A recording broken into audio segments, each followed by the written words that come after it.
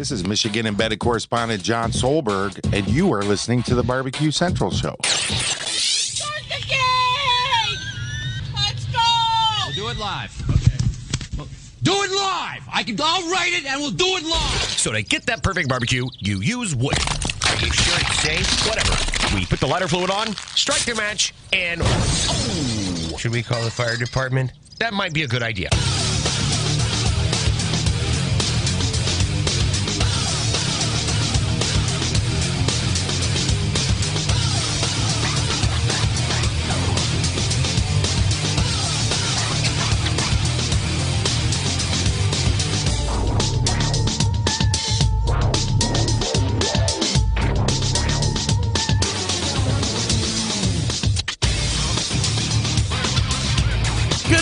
And welcome to the really big BBQ Central Show.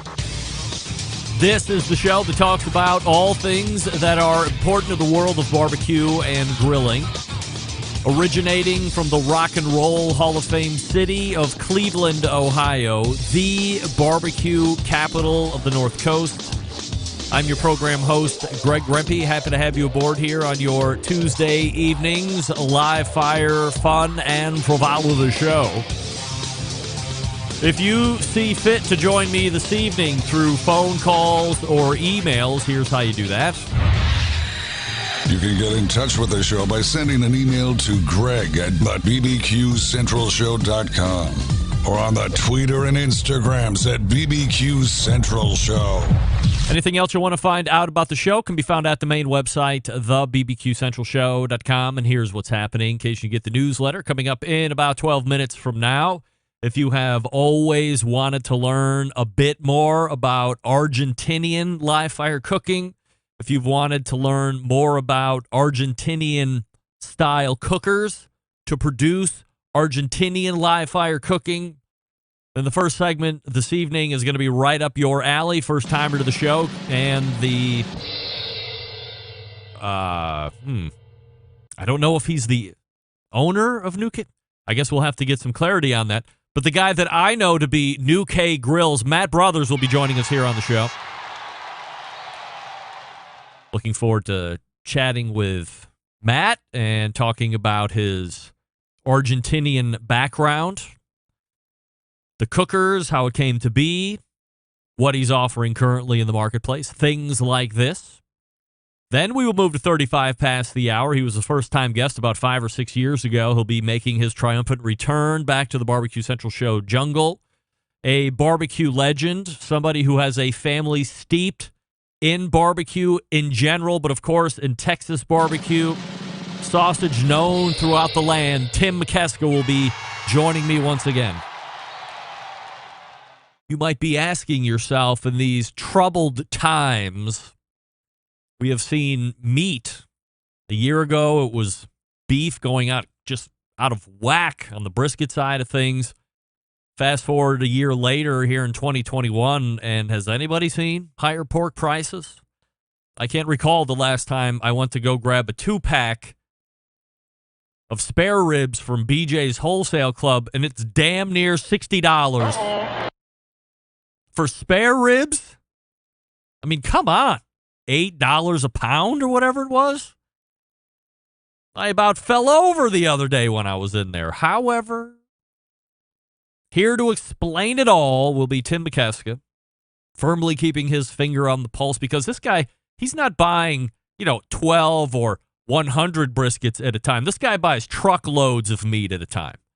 So he knows exactly what's going on. He will enlighten us all on what's going on with the brisket situation of 2020 and now the pork situation of 2021, what it all means to us, along with some ancillary avenues as well. So that'll be your first hour. Then we'll move to the second hour. And while we were trying to get her on the last few times, the first time was a bit of an issue technologically, and the second time she ended up having to reschedule because she had some other business to attend to. But we have landed her this week, and she'll turn it around pretty quick after that. The creator of the Hardcore Carnivore brand, Jess Pryles, will be joining us at 14 past the second hour. I would assume we have enough things to go into that 35 pass segment, but I'm not going to commit that she's going to do the whole thing. We'll get through what we have together, and then we'll see how it unfolds from there. Now, if you want to go ahead and jump in on the show at any point after that, you're more than welcome to. We have passages to get through on the horse consumption book that we still haven't finished yet, all 16 and 1/2 pages that aren't really pages. But someday we will get through that. Sometime this year we will get through it, because that is my commitment to you. And that's how the show lays out this evening. Matt Brothers, Tim Mikeska, Jess Pryles. Don't forget you can follow me socially, Instagram, Twitter, and TikTok at BBQ Central Show. Snapchat at BBQ Central. For a live video feed of the show, you can go to Facebook and Twitch/BBQ Central Show. Also one on YouTube/RD Rempe. You can also get an ad-free podcast feed experience if you so desire in 2 different places. You can go to the show Patreon page and become a member there. We're actually growing a little bit, which is nice to see. That's patreon.com/BBQ Central Show if you desire.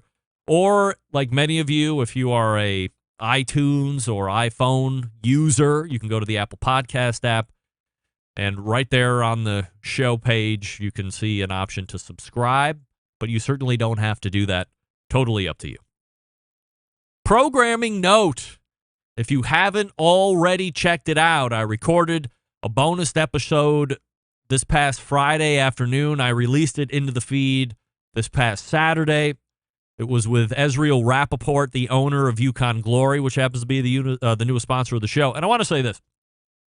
If you are someone who has a product that you're thinking about getting to market, you will especially enjoy hearing this particular bonus episode content, because Ezreal really breaks down what it takes to get something into the market. He goes over what they had to endure through the years of staying in business and adding products to the portfolio. It's really great. Please check it out if you haven't yet. It's in the podcast feed right now. And again, if you're somebody who thinks you can bring something to market that's going to fill a gap or fill a niche that's currently open, go back and listen to what Ezreal has to say about getting in business initially. This is a guy who started out owning a hardware store and a houseware store and eventually has become an online dominant site for accessories for grills and flat tops and everything in between. So make sure you check that out. All right, some listener feedback here before we get into the first interview segment. Stan in Virginia writes, Mr. Rempe, as this is my first email to your fine show, let me start off by saying I very much enjoy it, but mostly in podcast form. But no wait, no but, I just enjoy it. I was out at a Mexican restaurant in town. For the first time, I came across a particular dish offered on the menu. Chori pollo. Of course, I ordered it. It was delicious. Thank you for all the hard work. I look forward to the next episode. Cheers, Stan. Look at you, Stan.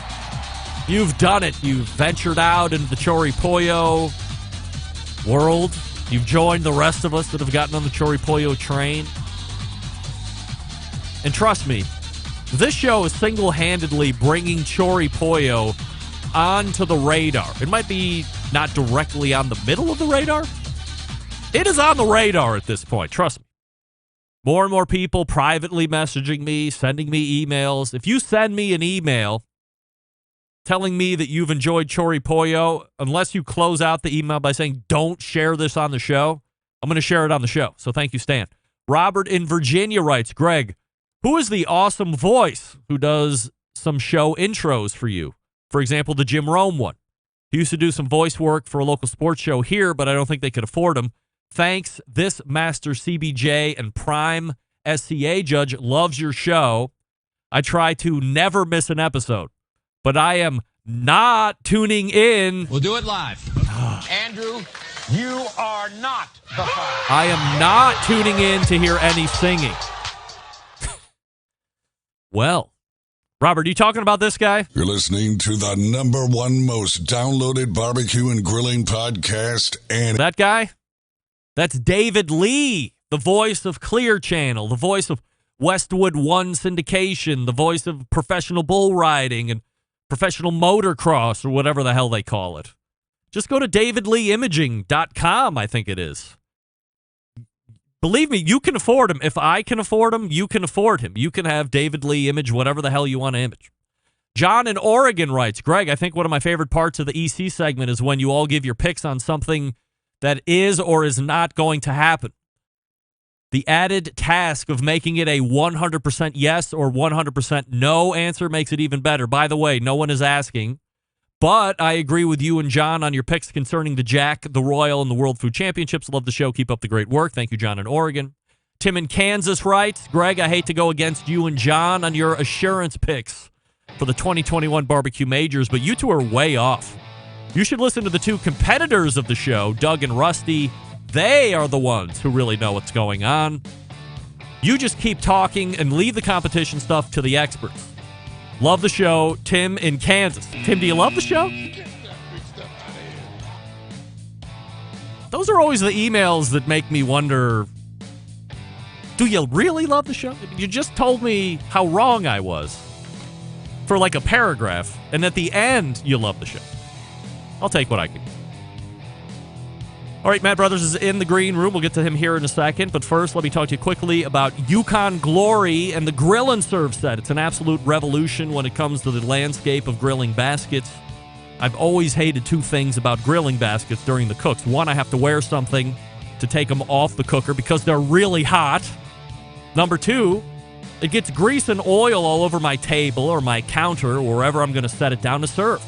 Being someone who's a clean freak, this is something I really can't get down with. So what's a live fire cook to do? Well, you can go to Yukon Glory and get that grill and serve set. This patented design fixes everything. The set includes 3 stainless steel grill baskets, which are moved by a clip-on handle that seamlessly grips the interior of the basket for easy lifting and dropping. The set also has a large custom-fitted stainless steel serving tray to catch any drips and allow for a beautiful table presentation, but perhaps, in my case, more importantly, gives you a clean table when everyone's done eating. What should you cook on them? Glad you asked. They're perfect for veggies and seafood, wings, tacos, meats of all types. If you can think it, you can use the grill and serve system for it. As far as where to buy, Amazon, Walmart, Home Depot, Lowe's, Target. I would recommend going to yukonglory.com. There, you can use promo code 10CENTRAL, like 10CENTRAL, all one word. You can get 10% off your entire order.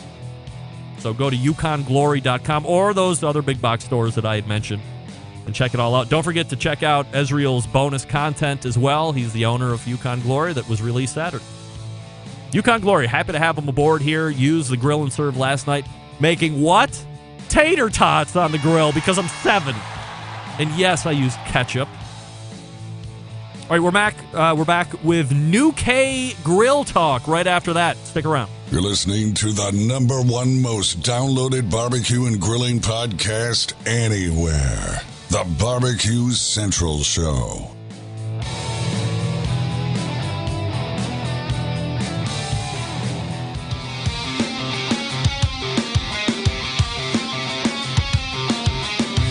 Broadcasting live from the Barbecue Central Show studios in Cleveland, Ohio.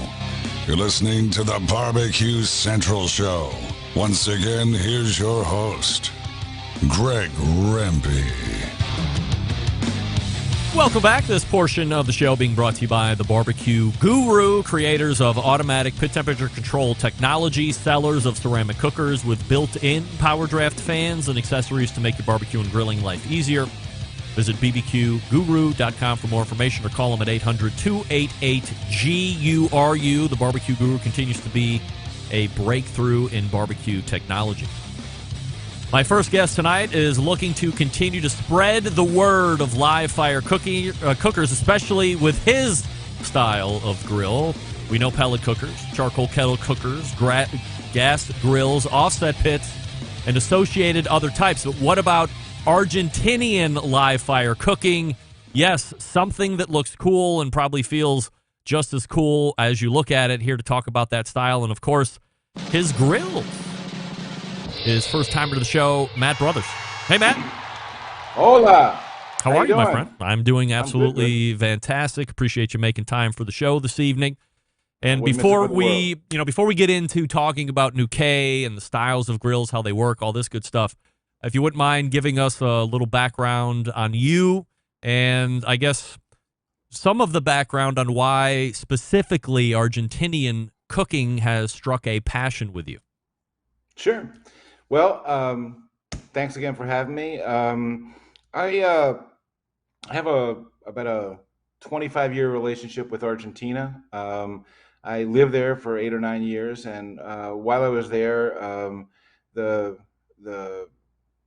the my wife is from Argentina, so I was my children were all born there. I have four of them, so I really kind of delved into the culture there, and was very was really immersed. My business was run from there, and my family was there. So the three things the Argentinians identify with, and I think most of them would agree with this. I don't think I'm going to offend anyone.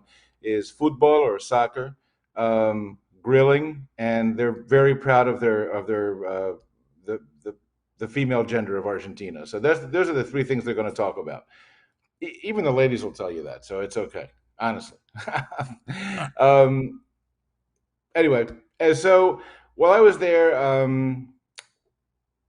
I guess missing the States and whatnot, it was really good to have a lot of friends. And one of the things that you always do with friends there are grills, or barbecues, or we call them asados. And while I love the U.S. barbecue culture, I mean, the North Carolina barbecue, Texas pit barbecue, Kansas City barbecue. It's a fantastic culture. It's quite different. It really is. And in Argentina, I learned to. I really, you could say, I became enamored of it. And it's funny, when the first couple of years, I would take my kids out of school, and we had a little club that we would go to in the center of the city in Buenos Aires. And I wanted to have a daddy-son barbecue day. So I would take them out of school, and I would want a cool fall day, and I'd go to the barbecue area, and I could never light the charcoal. One time I actually had to call a friend of my wife's husband, and who lived nearby, and say, hey, come help me light the charcoal. But the thing that eventually I learned how to light it, and the thing about every event, every celebration, every memorable moment in Argentina, there's a fire. There's always a fire. And I'm not going to say it doesn't matter what you put on it, but I will tell you that when I would send my 5-year-old to a birthday party, afterwards, I, as well as the other fathers, would ask their kids, I'm sure, was there a fire? And yeah, there was a fire. They might have put 10-cent hamburger patties on there, but as long as there's a fire, it's a celebration. And I just, the way that they do it, the ceremony, the ceremonial aspect of it, kind of the steps that are generally followed, just became something I wanted to share with my friends in the United States. And when I did, they asked me to, can you get me one of those grills? Can we do this? Can we do that? And I eventually started doing it. And one thing led to another, and I started Real Fire Barbecue, which morphed into Nuke Grills. So you are living in Argentina. Eventually, it sounds like you make your way back over here to the States. So as you're transitioning over, did you know for sure that this was going to be some kind of a business piece that you wanted to bring over? No, not at all. It's I'll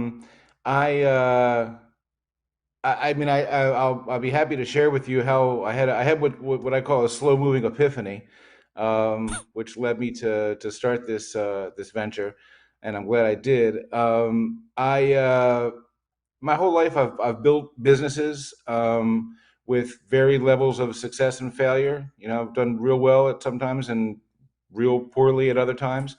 And about 3.5 years ago, I had a health scare, and I was in the hospital for a few days. And I had time to think. I had time to kind of analyze.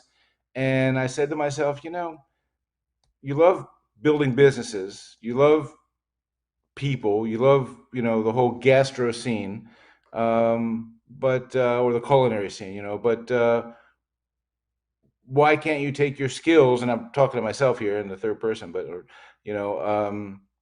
in building businesses and in importing and factories and manufacturing and quality control and finance and these things, and do something that you're passionate about. And my wife said, "Hey, knucklehead, do what you want to do." So I got to the hospital, and I think 10 days later, I was on an airplane to Argentina, and I interviewed a bunch of different factories and started Real Fire Barbecue with the intention of bringing in a varied assortment of Real Fire grills. And I'll talk about the reason that I wanted to do Real Fire grills if you want. But at the end of the day, the factory that had the vision, that shared my vision, and we have something in Spanish. It's called afecto societatis. It means when you and your partners have a common goal and a common understanding. It was Nuke all the way. They're the guys that they think they were prepared to do what it takes to export to the United States, and we ended up being a single brand company, and now we're partners. So they are my they own half the company in the United States. So I guess I could say I'm officially the factory.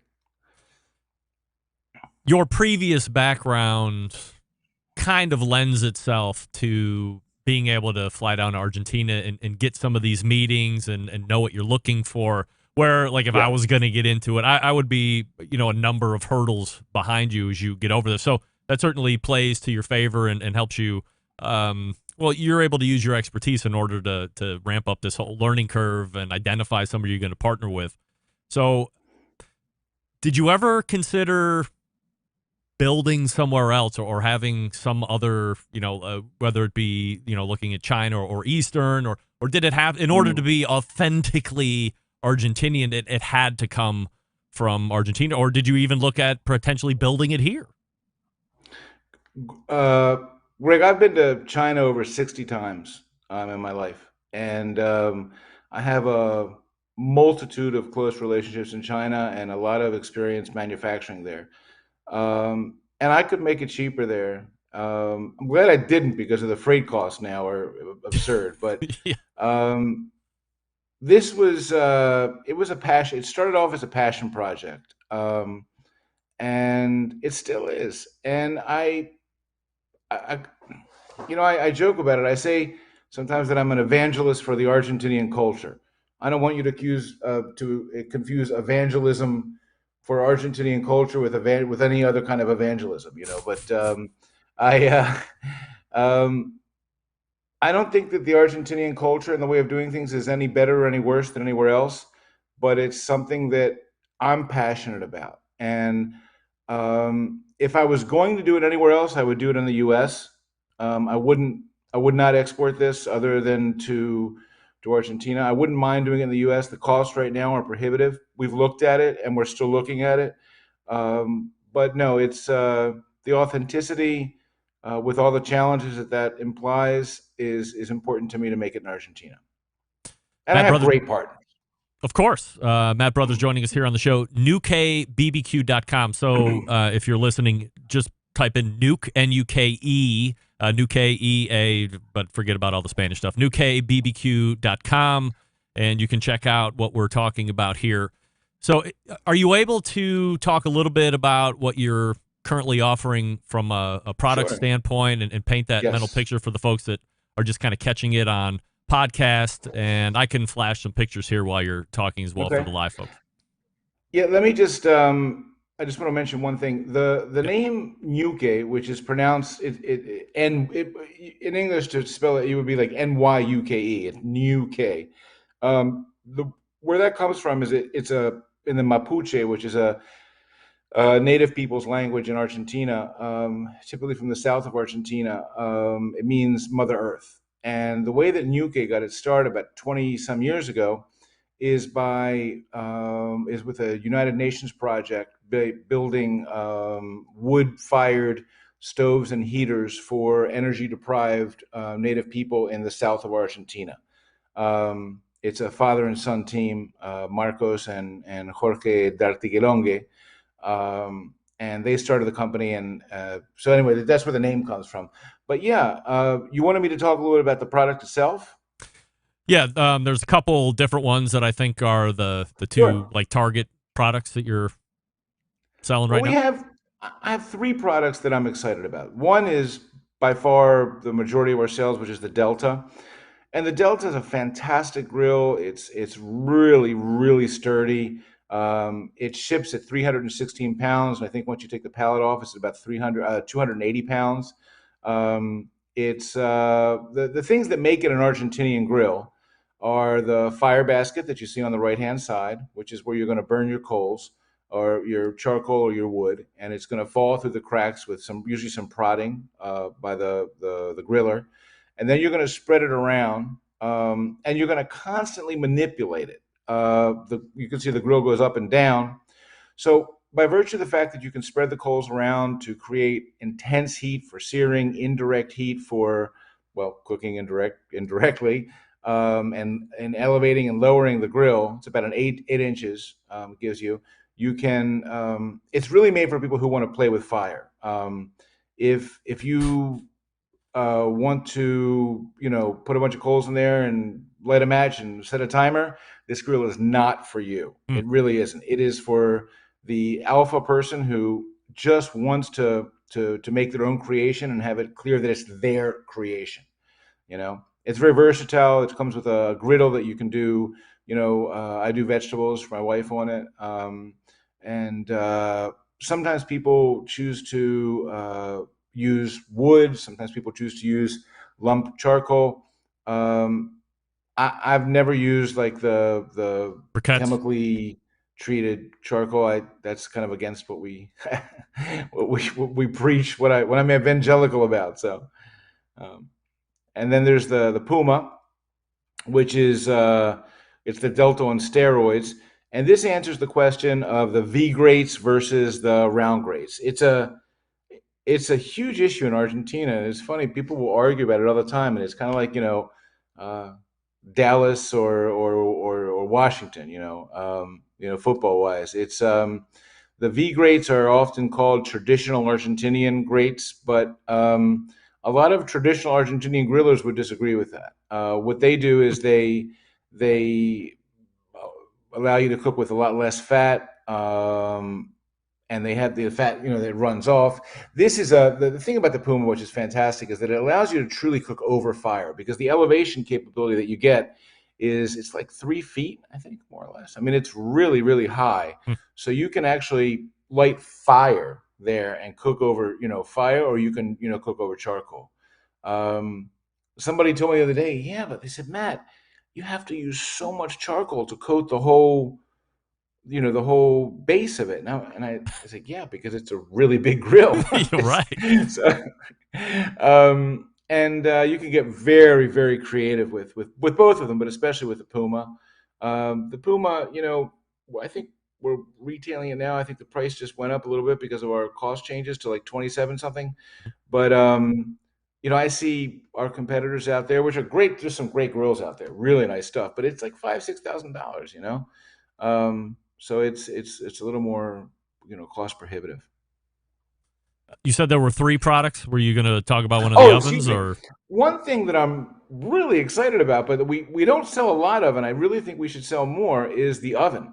The Oven 60 is it's a beast. That thing is, you use wood. There's a cooking chamber, a fuel chamber underneath where you use wood.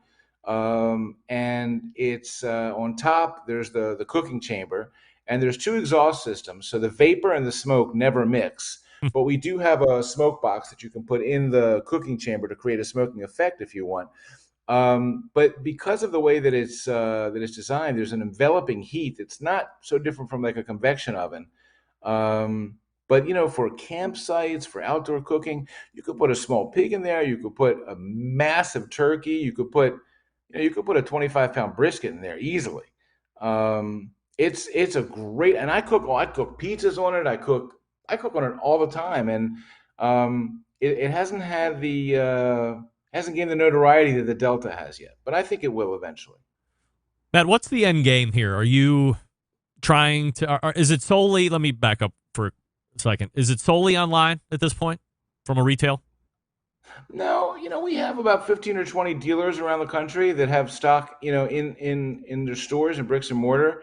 And I always thought that this was a grill that people would, because of the cost involved, people would really need to kind of touch it and feel it and look at it before they would buy it. But the truth is that we're much more successful online than we are in bricks and mortar. I don't know why. I mean, I have 27 years experience in sales and marketing, and I can't figure it out. Barbecue Guys has done extremely well for us. They're great people too. They're easy to work with. They're took me a while to get in there, but they're really good people, and they've done great. And a bunch of companies have done great. We're Lowe's is selling it, Home Depot's selling it. Oh wow! Beach Camera. We're doing. Thank God, we're doing really well with it. All right, so let me ask the question I just asked and then took back. What's the end game? Is it to add more products? Is it to take over this sector and be widely considered the best Argentinian grill on the face of the earth? What do you think? My wife would like a new car, but we got to wait for that. Right. Greg, I don't have an exit strategy as of yet. I really love talking about grills, and I love grilling, and I love being associated with this. And I love the fact that it's growing and it feels good. It's something I wake up in the morning, I enjoy doing. And we've won a lot of awards. Food and Wine has given us one review and one award. Amazing Ribs gave us a great award last year. Really, God, Max Good from Amazing Ribs is just amazing. All those guys are. We've had... I think Derek Rich has had quite a write-up. Yeah, Derek Rich has done some work with us. He's a monthly guest here. Right? Yep. Yeah. He did a great job. We're getting all this notoriety, and the thing that really got me the most excited was I believe it was Food and Wine that did their best of 2020, and they called us the best Gaucho grill. And it wasn't so much that they called us the best Gaucho grill, but that I called my partners and I was like, guys, we're a category.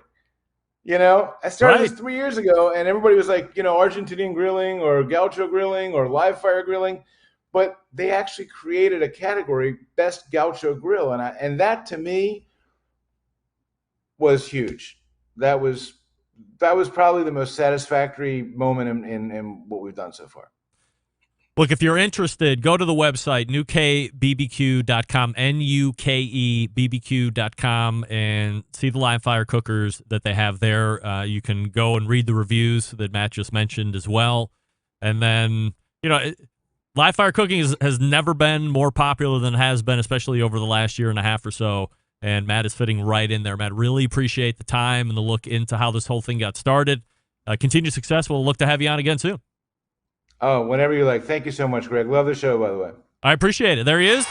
Right there, Matt Brothers from Nuke Grills, nukebbq.com.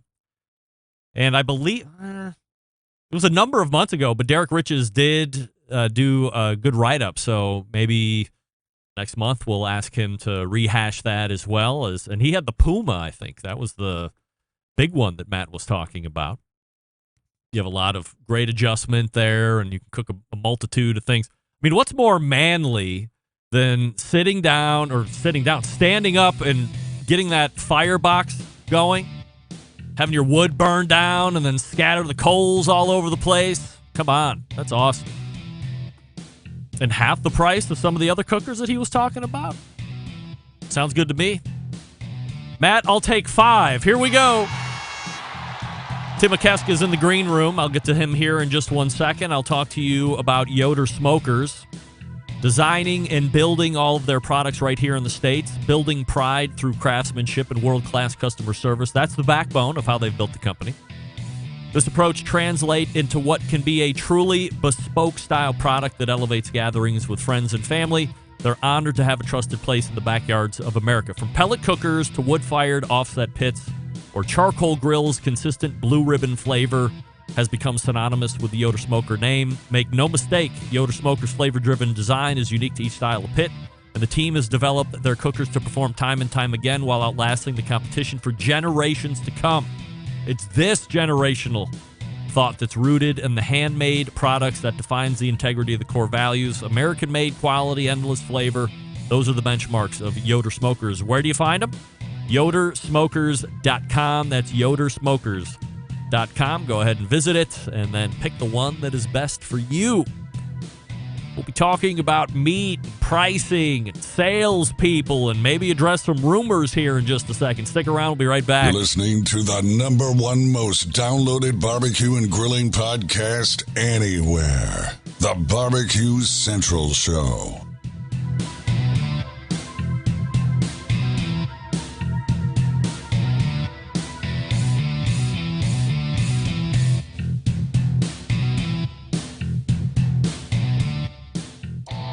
Howard Stern, Jim Rome, Dan Patrick, and Greg Rempe. The Mountain Rushmore of talk show entertainment. Now, let's get back to the Barbecue Central Show. And welcome back. This portion of the show brought to you by cookinpellets.com, your #1 source for quality wood pellets for all your pellet-driven cookers. Visit cookinpellets.com for more information or to purchase. You can also visit Amazon to purchase as well, if you prefer. One of the items that really can make or break a backyard barbecue or a barbecue restaurant is reputation for what? Sausage. That's right. My next guest knows all about it with generations of experience. He's been on once before, and he rejoins the show. Tim Mikeska. Hey, Tim. Hey, Greg. How are you, pal? I'm doing well. Great. Happy to have you back and talk some barbecue here. So, honor's mine. The honor is mine, and let's just leave it at that. So, last time you were on, we talked a lot about your history and in the barbecue business, and a family history that goes back. Was it 50 years or 60 years or whatever it was back then? Maybe even now. 100. So, there were other topics that have just come up here over the last couple of years. We're in these uncertain times and troubled times, and one of the things that we've noticed, and I maybe did a bonus content as the pandemic was hitting, there was this talk of a meat shortage, and it was meat across the board. There wasn't going to be any ground meat, there wasn't going to be any regular meat, and everything in between was going to be gone. I don't know if that necessarily really panned out, or if it did, it was very short-lived. However, last year, we've seen prices skyrocket on certain things. This year, we're seeing prices skyrocket on certain things. And certainly there's no better expert in the industry to talk to about pricing because of your fingers in it, your experience with it, and how much you're buying on a daily, weekly basis. So what is going on with the high prices at this point? Well, it's supply and demand. I know that's the theme for so many things is supply and demand, but the underlying cause for all of this madness is people want their barbecue, Greg. They want their barbecue. And, especially now. Barbecue is a chic thing, and it's a comfort food. And, man, did we need comfort the last year and a half. Yeah. We needed comfort, and people went to the store, and they bought tons of it, and they still buying tons of it. And it's been a unique challenge. Is it surprising that the demand can't be met? Or is it because so many people are home and literally forced to cook and then exploring different ways to cook, stumble into barbecue? Because I think we all agree that aside from some very few portions of the barbecue industry, and that would be mostly restaurants if they weren't able to pivot in some form or fashion, but everybody else had banner years the last couple of years because of this whole thing. Yes, barbecue is a big business, and it's gotten bigger every year. In fact, pre-COVID, we were at 15% above demand for January of 2019. When COVID, in January of 2020, we were still at 15 to 20% in demand for beef. And what I talk about mostly is about the USDA choice brisket, because there's a lot of cutouts we have to deal with. There's so many different things, but in my business, I can talk about pork later and what's going on. That's a whole different animal. But the beef is the problem, what we're facing right now, because demand is high. Is there an end in sight? Well, where are all these vegans at? I get, do you get hate mail, Greg? Do you get hate mail? 50 or 60 a week. So once a quarter, so I get this bulk email. Hey, I love everybody. You can eat what you want. I don't care if you eat tree bark. Sure. Whatever you want to eat is what you want to eat. But about once or twice a year, I get this 1,200 bulk email from this people calling me evil because I vendor beef. And I don't engage them. I teach social media to restaurants in our NBBQA, and I also tell them, I said, don't engage people in social media. Don't do that. But I specifically engaged a few of them back in, I believe, May. And I said, where are you guys? You guys aren't doing very good because beef is up, and you need to kick it in gear a little bit and take some pressure off all of us that need the beef because we're still 15 or 20% ahead of demand. And it's funny, I was expecting to get, I only replied, I think it was 1,200 in the email string. I think I only replied to like 12. Not a one replied back. So you got to kick it up, man. We need some relief. Tim, you had sent me some graphics to maybe further explain what's going on. Can I flash those up here and you can talk us through it a little bit? Can I give you just a real quick history where we're at here? Why? Yeah, please go ahead. So, like I said, we were up 15 to 20% pre-COVID data, and then March of 2020, COVID hit, and what devastating it was. The first to close was restaurants. Okay, those were the first to close, and demand shifted on briskets from the restaurants to the retail sector. Now, remember, there's two sectors. There's food service at 55% and retail grocery at 45%. So the packers, they move their product to the retail grocery. Why they do that? Because it's guaranteed. Yep. You don't know when that guy's going to call and order 20 cases of brisket, but you know that when you take 6 to 10 loads, which is 40,000 pounds per load to a grocery retailer, you know it's guaranteed. So brisket went down a little bit in March and April of 2020 because the packers weren't sure what was going to happen. And then people went panic buying. They'd go buy all the brisket they could and 1,500 rolls of toilet paper. It was panic buying. And so now all of a sudden demand increased. People wanted their barbecue. That's a common theme in what I'm speaking about. They wanted their barbecue. They wanted their brisket. So smart barbecue operators, a lot of the restaurants got real smart, and what they did is they kept their businesses open through to-go, through online deliveries. They did that to keep the bills being paid, and some didn't make it at all, Greg. Some of them just shut down. Those that were on the small margin, just barely able to make it when COVID hit, they just surrendered because rent continues, labor continues. It's a tough thing. So then everything was going pretty good in regards to the to-go business and the delivery business. And then COVID hit the meat processing plants. When the COVID hit the meat processing plants, it was devastating. We were already now at 35% demand increase. And now with COVID in the meat processing plants, when they had to close, that subtracted 50 to 60% of the supply chain immediately. Wow. Now with the processing plant closed, the feedlots, the cattle feedlots, they had nowhere to go with their cattle, so they had to continue to feed them. Cattle got fat.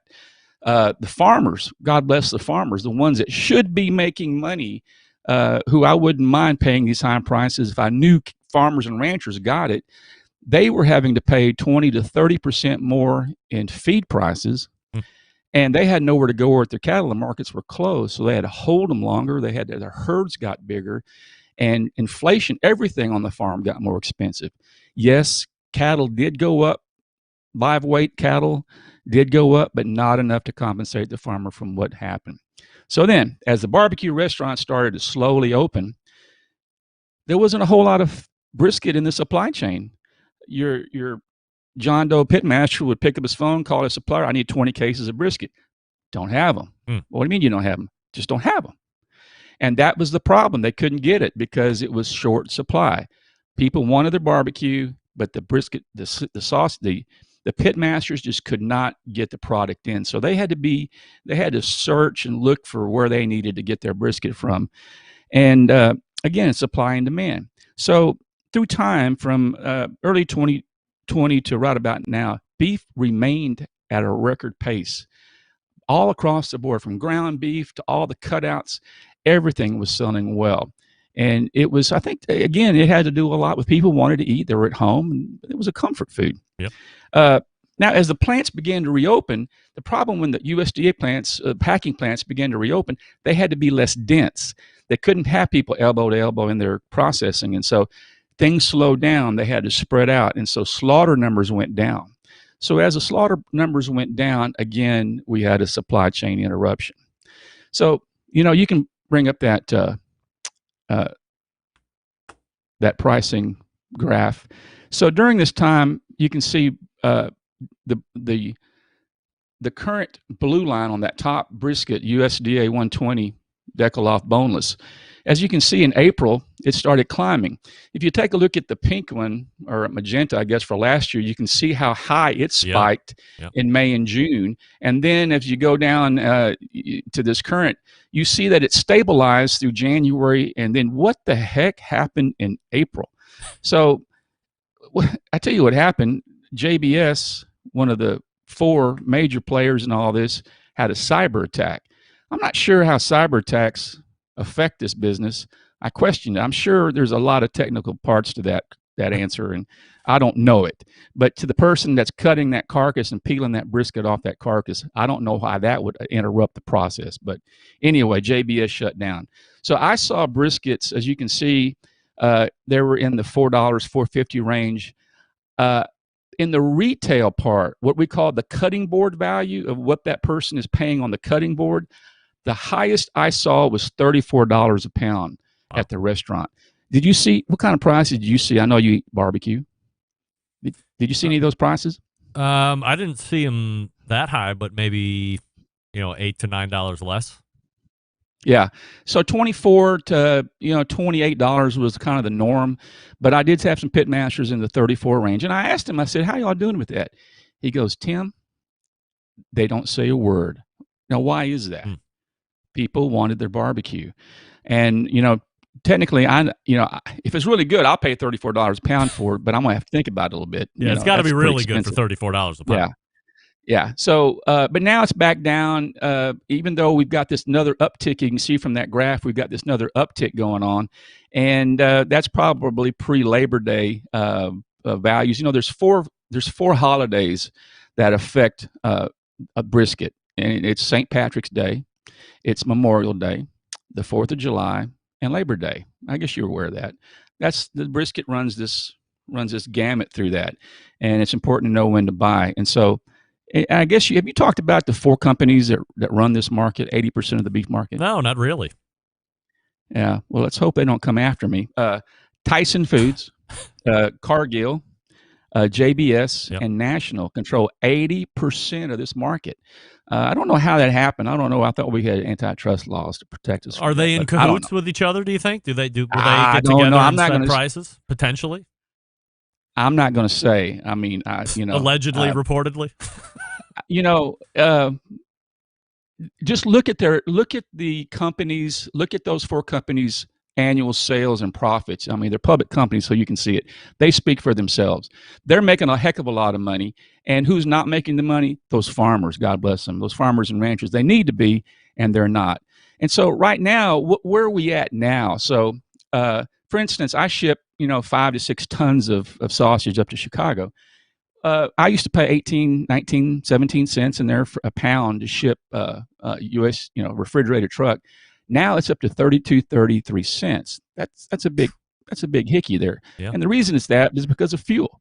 And then as we've talked before about the supply chain is interrupted by just not supply and demand, but the labor market. You don't have people producing the parts that run those plants. A friend of mine works in a plant, and he told me, he says, we had our conveyor broke down. We couldn't get the parts. Our catch weight scale, the scale that weighs that box, puts the label on that box, it broke down. He said they were hand filling out boxes of weights, and he says it was a nightmare. And so, did they take advantage? Who was supposed to be getting paid? I don't know, but I do know that the farmers and ranchers they should be, you have a lot of consumers that watch this show. Yeah. And what can consumers do? How do you get their prices? And you talk to consumers, they don't see those because grocery stores really have special pricing. Brisket is a losing proposition to a lot of these big grocery retailers. they'll lose $10 or $15 for a brisket just to get you in there. Hopefully, you're going to buy 10 other items that have a 300% increase in value. So what do? Just be careful and watch. And there's nothing wrong. Have you ever talked about frozen product? And, there's some sort of a stigma about frozen briskets. There's nothing wrong with frozen briskets. Some of these Texas pitmasters have gotten so, I don't say be uppity, but they're so special, I guess you could say, that everything is fresh. So there's really nothing wrong if you have to buy a frozen brisket. The most important thing a consumer can do when they buy meat, whether it's a Choice, a Select, or Prime, is to make sure that bag, the Cryovac vacuum bag, stays intact. As long as that bag stays intact and you don't throw it around and get a leak in it, that thing can last a long time. And so I tell consumers just to be careful about what you buy, and be careful with the product that you buy. Make sure you've got a good freezer. But there's nothing wrong with having frozen briskets. Some pitmasters think they're evil. I'm not sure exactly why, but in my family, you remember we'd buy 6 to 8 loads a quarter. So we were buying 320,000 pounds of brisket every quarter as a family. So I'm very blessed to have been in this family that knew when to buy. And so we didn't buy on those holidays, these upticks in market. We had brisket stored. And that's how my father, Rudy Mikeska, and his 5 brothers got to be really successful. They were smart, and they knew what they were doing. Tim, is the same thing for pork? We don't have a ton of time to get pork, over through the pork, but it's really high right now. Yep. Yeah, we export $8 million worth of pork a year. Exports are crazy high. Now you can go buy a pork loin and a bone-in pork butt still pretty cheap in the grocery store, but I can't. Pork trim, I don't even know if it's 50 to 60% higher. Picnic trim that we use, picnic shoulder trim for our sausage, it's all high. Trim itself is high, and we export. You know where this all pork goes to, don't you, Greg? No. China and Malaysia are the biggest pork. They buy more pork than anybody else in the country, in the world, from the United States. They love pork. So they love pork. And before I go here, I want to say, you've had Andrew Bloom on your show before, haven't you? I have not. Andrew from Wichita Pack. Oh yeah. Andrew. Yes. I have. Yeah. Yeah. It was a while back. So I want to tell my pitmaster friends out there to remember something. Be kind to these salespeople, the salesmen and saleswomen in these businesses, because think about people that have to pick up a phone all day long and call pitmasters and restaurants and tell them we don't have it. That's a miserable day when you get yelled at 20, 30 times a day. People like Andrew Bloom and Mark Guan at Wichita Pack, and they're really good at what they do, and they want to sell you product. They want to sell it to you, but guess what? They don't have it. If they don't have it, they don't have it. My cousin works for a major wholesaler, and he was telling me that they were upset with him because he didn't have a cup. This customer wanted this cup, and he didn't have it. And he goes, well, why don't? He goes, they don't have it. The labor force isn't there to produce it. It's a tough business, but it all boils down to this: barbecue is a huge business, and it has gotten so big, and the demand is there, and it's going to continue. Why?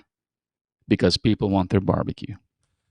Tim, before I let you go, if you have a couple minutes and you can address it, I like to keep my finger on the pulse of the community, and I've been hearing some things from folks within this biz. Your name's semi-attached to it, so let's see if we can't get the straight answer from the horse's mouth here. Can you confirm or deny the rumor going around that a large national corporation has asked you to be one of the, as we like to say on the show, top men for a national brand barbecue concept? Huh. You think you live in this big globe and you think business is so big that, you think this is a big world we're in, but it turns out we're in a pretty small world, and the barbecue business is even smaller. Yes, I'll give you that scoop. That's the second scoop I think I've given you in the last couple of years. Yes. I can't say a whole lot, but it's always an honor when somebody says they want you, and they want you at the top of the company. And I thought about it. First of all, I said, do you have the right guy? you know, and they said, yeah, we've been watching you for years and all that. And the perks were great, you know, and you know, there was a lot of things involved with it. And I thought about it. I did. I didn't take it lightly because it was, I like the challenge, Greg. It's not about the money, and it's not about having the corporate airplane. I got one of those. Right. You know, it's not about the perks, you know. I got all those. It's the fact that it's the challenge that made me think about it. But at the same point, I would be doing a disservice to all of those customers of mine. I would be putting pressure on those customers. You know, I always, if you heard me talk on other programs, I've said, you know, some of these fast food companies should be out of the barbecue business. You know, you put too much pressure, you don't do it very well. So you need to be out of it and give it back to us that knows what they're doing with it. I would have been on the other end of that. Huh. And it would have been huge, but I thought about it and I said no. That's it. It's interesting. Only like 3 or 4 family members even know that. I don't know how stuff got out, but I did have some crazy emails about it. Did the name rhyme with Schmarbies? No. All right. No.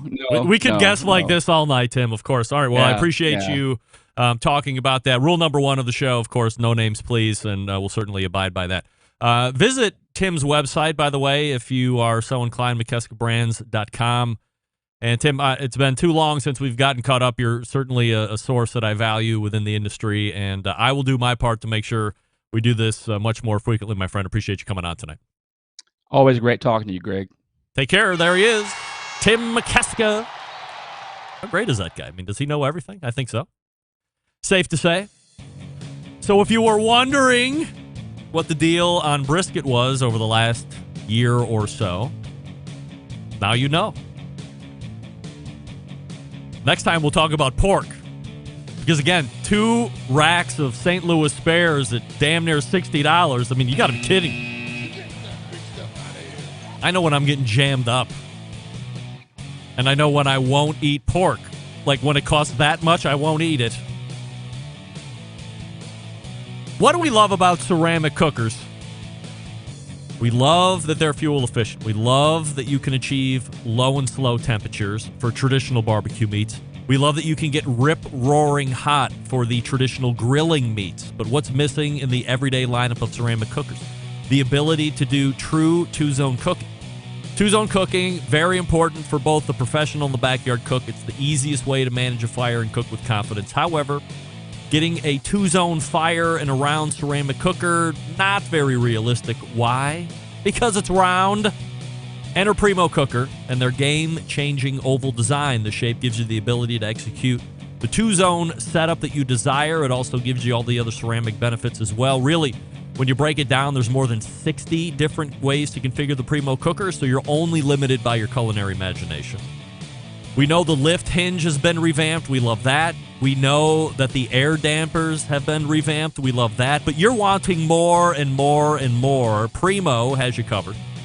The most anticipated accessory to date is out. You can get it now. The Primo Grill Rotisserie turns out great food, including everyone's favorite chicken, with ease. Go online to primogrill.com or check one out at your local Primo dealer. Pizza accessories should be coming out here shortly as well. Bottom line is this. They have the best ceramics in the business, patented technology, true 2-zone cooking capabilities, multiple sizes. If you just have to have a round one, they have that too, but please consider the oval design. I mean, it's what sets them apart. Primogrill.com. That's primogrill.com. We're back to wrap the first hour right after this. Stick around. We'll be right back. Continuing to produce incredibly mediocre content in an exceptionally professional way. You're listening and watching the Barbecue Central Show. Once again, here's your host, Greg Rempe. All right, welcome back. This portion being brought to you by Fireboard 2, Fireboard 2 Drive, Fireboard 2 Pro. Monitor up to 6 different temperatures simultaneously. Connect to Wi-Fi for cloud-based monitoring or Bluetooth. Fully smart speaker and smart whatever integrated. Alexa and Google Assistant. Fireboard.com or call 816-945-2232 and get yours today. They're the best. Fireboard 2, Fireboard 2 Drive, Fireboard 2 Pro. All right, thanks to Tim Mikeska. Once again, MikeskaBrands.com is the website. Get yourself some sausage or find out which barbecue restaurant is serving his sausage, and a lot of them do, if you didn't know. Go ahead and refresh your libations. We're ready to rock and roll here for the second hour. Stick around. We'll be right back.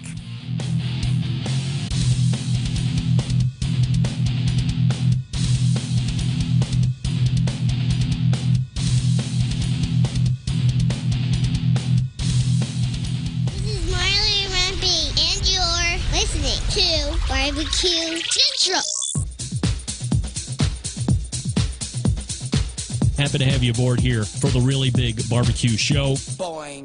We cook because we have to, and we grill because we want to. Hit me. Fine. How's it going? You have a great show. I'm a big fan. Boing. So what seems to be the problem here? This man looks like he's dead, and he's in the crackle. Charbono! It's all about the Charbono, dude. Succulent fish. What? He ate 54 wieners. Oh, listen, Lavernius, shake a face. I'm shaking like a dog shit peach seeds. We have top men working on it right now. Top men. And just like that, we are into the second hour. Welcome to the Barbecue Central Show. If you're missing, you missed the whole first hour. If you're just tuning in right now. What are you doing? What could be so important? Outrandish, which is part brandish and landish mixed into one. Outlandish. Let's say it like that. Don't worry, we're recording. Hour number one will be in the podcast feed starting a little later on this evening / tomorrow. Hour number 2 on Thursday. We'll get to Friday here in a second. Still to come on this show this evening, Hardcore Carnivore, Jess Pryles will be joining us in about 13 or 14 minutes from now. Don't forget, you can follow me socially if you so desire. At BBQ Central Show on Instagram and Twitter, TikTok, at BBQ Central on Snapchat, / BBQ Central Show, Facebook and Twitch for live video feeds, / RD Rempy for a video feed on YouTube, where we have quite the active chat going on as well. Also, ad-free podcast feed experiences if you want. 2 different places to sign up for that. Patreon page, which is patreon.com / BBQ Central Show, or you can subscribe right in the Apple Podcast app if you so desire, or just do it as you normally have. Coming up on the best moments of the Barbecue Central Show in 10 minutes or less this Friday, episode 192, September 4th, 2012. This coming Friday, we feature one of the most ionic pitmasters in the Northeast and the country through the history of competition barbecue. Chris Hart from IQ was my guest back then, and we were talking about what was then impending Jack Daniel's World Barbecue Championship, and he was going to compete in it back in 2012. Team IQ, if you can believe this, Team IQ was going to the Jack for its 11th year in a row. Sorry as my hand is going over the Vortic watch there. 11th year in a row back in 2012 was going to be the number of trips that IQ and Chris Hart were making. A huge feat regardless of team or sport. Team or any sport. Not only that, they were a past grand champion of that event 3 years before, back in 2009. But 11 years for this event is not something that many, perhaps if any, have even matched or beaten. I think Myron Mixon went 10 times in a row, but then there was a year, I believe I mentioned it in this best of, that he didn't go 1 year. Chris shares with us what it was like to win back in 2009 and what it took, what kind of cook they had, and how a team should gear up to balance both the experience of the Jack properly while also not getting lost in everything that's going on around them and having them bite in the ass on game day when it comes time to cook. A great interview for those who are looking to get some Jack background. And really, a lot of that information that he shares 10 years ago holds true to this day. So Definitely something you want to check out. Don't forget, if you want to hear a guest or some other type of segment that we've already done on the show, send John an email and request it, JON at thebbqcentralshow.com, and he will do his best to meet your expectations. Let me see if I can't set this up properly. Let me stop that.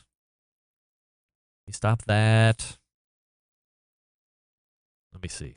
Can I fit those in together? I can. Great.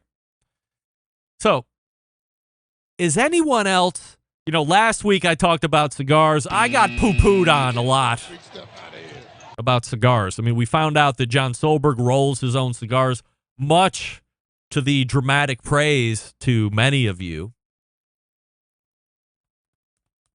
But I'm not talking about that anymore. Is anyone a horse racing fan out there besides me? Granted, I grew up around it. I'm a partial to it. For many years, we did the Triple Crown run-up with Harry the Horse, who may or may not be alive. I cannot confirm or deny that, mostly because I haven't been able to get a hold of him, so I don't know if he's just out of touch or he's out of life. Time will tell on that. Look, Saratoga is the race course of the country, the oldest racehorse in the country. This past weekend, they ran the Travers Stakes. It was like the 160th running, it's a very long running race. All the best 3-year-olds show up for this. It's after the Triple Crown takes place anyway, so they're well rested, and here we go. Well, I don't know if anybody else was watching the races Saturday. This was the 8th race. During the Grade 1 Farigo Stakes, a horse named Ferenzi's Fire tried to bite, or as we would say here in the horse racing game, tried to savage another horse. I have the video right here. He's the guy right here on the outside lead. You can see my mouse hovering over him with the red and green hat. Now, as they start to come to the line here, look at that. That horse is trying to take a nibble out of the other horse. However, the inside the rail horse, not to be outdone, wins the race, if you can believe it. So once again, then they'll show, you can see it right there again. He's going after that horse. The horse's name, by the way, is Yopon. I've never seen that happen. As I was digging to see all about this stuff, would you believe me if I told you that as we go back in this is the same race, right? Yeah, hold on. If we go back to 2018, a horse by the name of Ferenzi's Fire, where if you are now watching this screen, let me blow it out, he's in the middle now. You remember these colors, right? This horse that just bit the other horse as they were racing to the line. Well, a number of years ago, Ferenzi's Fire is now in a race for his life in the middle. Look at the horse on the outside as they start to run up towards the line. Now it's a 2-horse race. Ferenzi's Fire is on the inside, and you got this horse on the outside. Check this out as they start to draw near the wire. Look at this. Boop. The horse that just did the biting 3 years ago got bit. Look at this. Almost took a bite out of the jockey.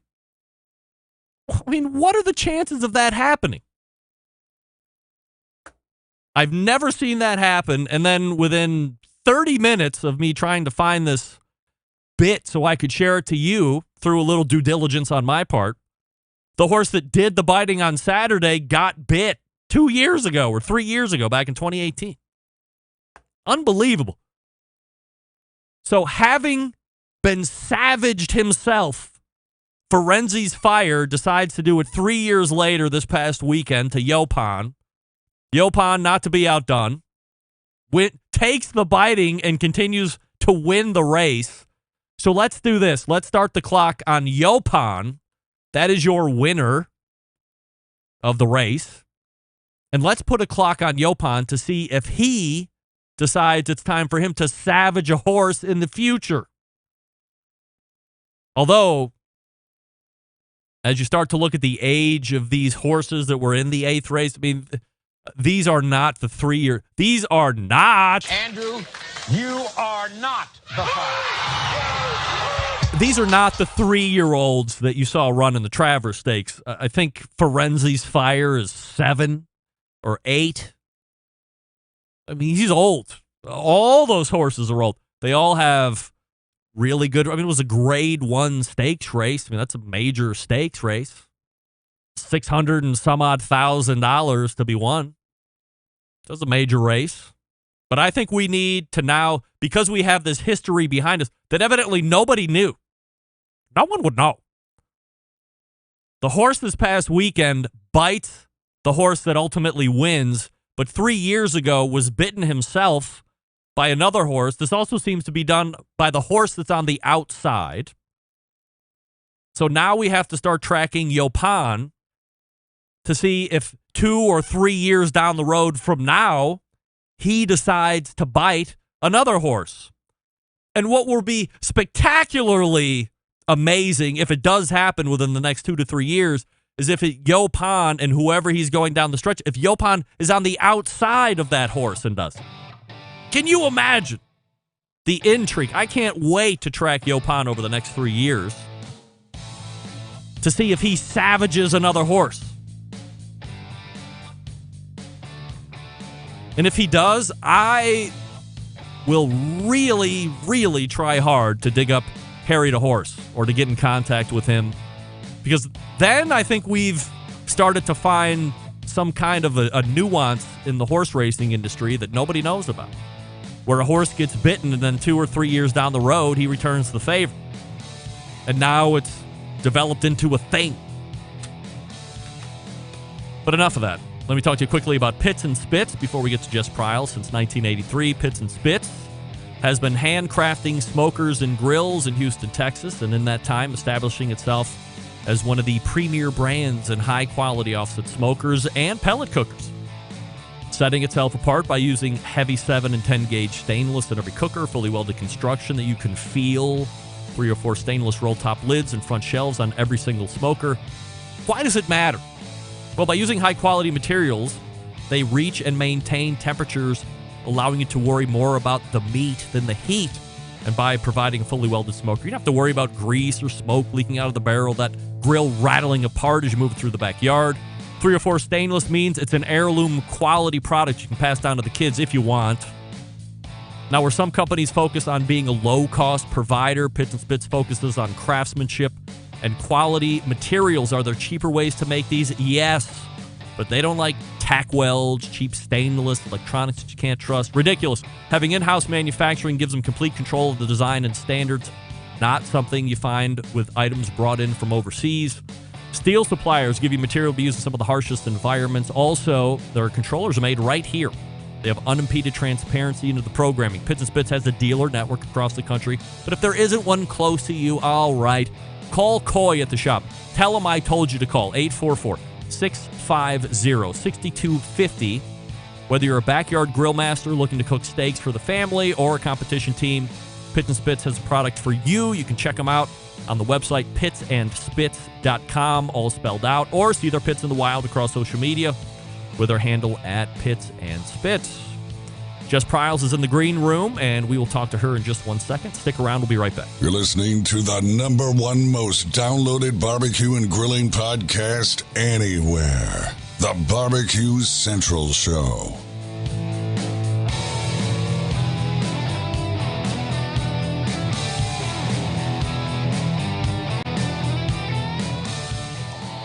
Howard Stern, Jim Rome, Dan Patrick, and Greg Rempe.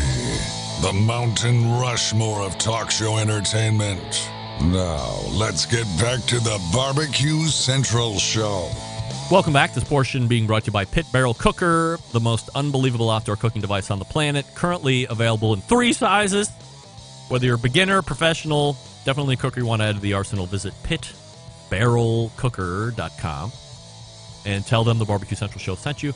My first guest in the second hour, the CEO of the Hardcore Carnivore brand of products, also a spokesperson for a number of Highline brands, book writer, social media, internet sensation, and quarterly guest of, Barbecue Central Show guest, Hall of Famer, and quarterly guest of, let's get everything right. Oh, my God. We welcome back friend of the show, Jess Pryles. Hey, Jess. Yeah, I didn't know that I was a Hall of Famer. You didn't know you were Barbecue Central Show guest Hall of Famer? I think you were actually in the inaugural class. Oh, well, I feel great about that. Thanks, Greg. How many other barbecue or Hall of Fames are you in? This would be it, I reckon. Yes! Here we go. You know what they say, one leads to many. So, look, for the folks who aren't following you on Instagram, I have become somewhat fascinated with the almost daily vlogging of those little tree rats in your yard that have amassed a picnic table, a pits and spits smoker, a kettle grill. Should I be concerned that these squirrels are going to be taking over your internet dominance at some point? Well, you say concerned. I get people messaging me asking for more squirrel content. So, Really? Tomato, am I right? Are they under the impression that at some point, like through osmosis, they're going to start prepping little squirrel-sized briskets or something? Really, they just eat food and that's it. Yeah, they're super cute. I did some shuffling of the furniture on the patio and they haven't really been as frequent as I would like. But the funny thing is, Pits and Spits built me that squirrel-sized smoker. It's a fully functioning, I've run it. It works. I've cooked steaks on it. My buddies and I have cooked steaks on it. But when I talk about it, people aren't sure whether it's like a smoker for the squirrels or a squirrel or to be smoked on the smoker, which is not what's happening today. Like put a squirrel on the smoker? Yeah, like put a squirrel on the barbie. Oh, come on. Who's thinking? That's outrageous. I thought it was very cute that Pits and Spits was inspired enough to make a squirrel-sized cooker. Very nice. Ryan was so happy to hand it over. It was a real joyous moment. I can only imagine. Jess, you want to play a game right off the bat? Sure. All right. Tell us a little bit about yourself, Jeff.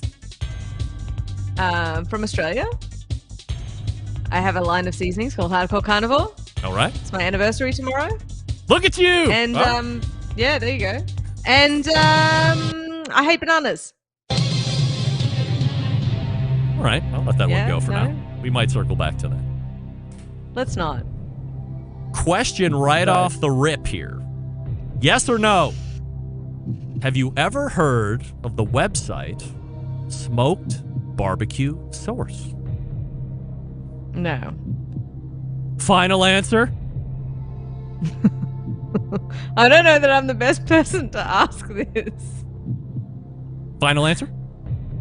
You're killing me. Can I phone a friend? No, you weren't ready for that. It's really not that in depth, right? No. Yes, final answer. All right. Jess Pryles answers no. Has she ever heard of Smoked Barbecue Source? And she's right. She's never heard of Smoked Barbecue. Of course you're right? Have you really never heard of it? So here's the thing. I know there's some amazing websites out there with resources. I don't frequent them because I have my own site, and I feel sometimes when you focus too much on other people's sites, you can dilute your own information. So I just keep the blinders on. I've been secretly just trying to ask that question to folks because Derek Riches did an article on popular barbecue websites.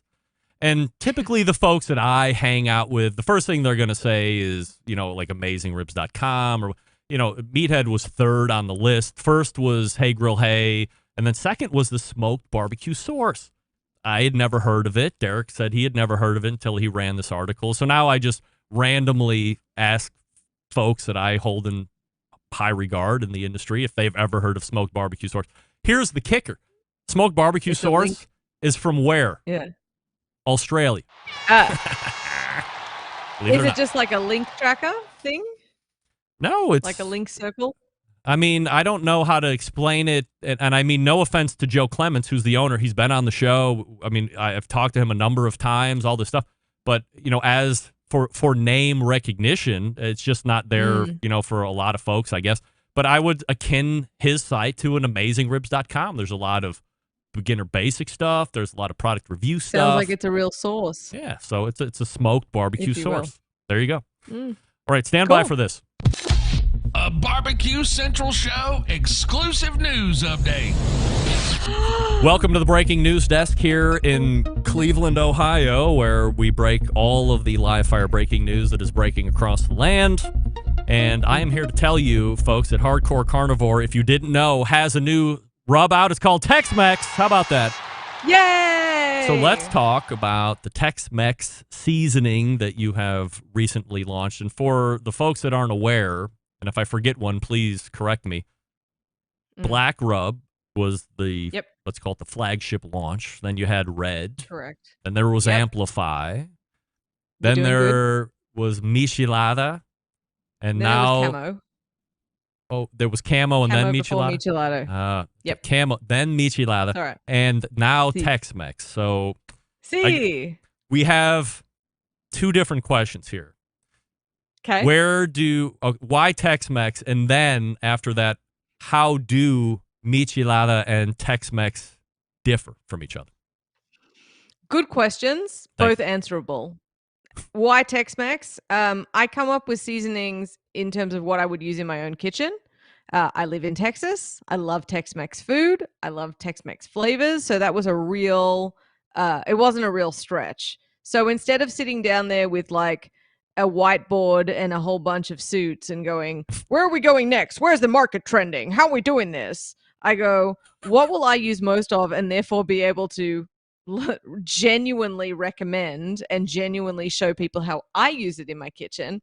So it was a Tex-Mex. The difference between Michelada and Tex-Mex, I can understand why that confused a lot of people, because Michelada is our chili lime seasoning that was done in partnership with Lone Star. That's kind of like a beer salt / carne asada situation. Michelada is a true chili lime. So really earthy chilies, real lime juice, but not much else. Tex-Mex is a full-blown taco and fajita seasoning, so you'll get a lot more cumin in it. There's I+G, which is like an MSG alternative. So it's a flavor enhancer that's natural without freaking out people who don't like MSG, who don't really have any reason to legitimately dislike MSG. Was that hard to find? No. Is it widely used and people aren't talking? I don't know if I knew that there was an MSG alternative that acted and did more or less the same. There's kind a of lot. thing. Most like hydrolyzed proteins and yeast extracts are all like hydrolyzed corn proteins. They're all just flavorful ingredients. So it's other ways to boost umami and just general sort of flavors.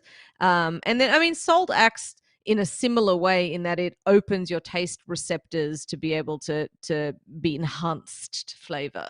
So I+G does that too. Most good fajita seasonings will have some kind of MSG in them, but you know, it is important to a lot of people to have that sort of cleaner label. So we went with an alternative.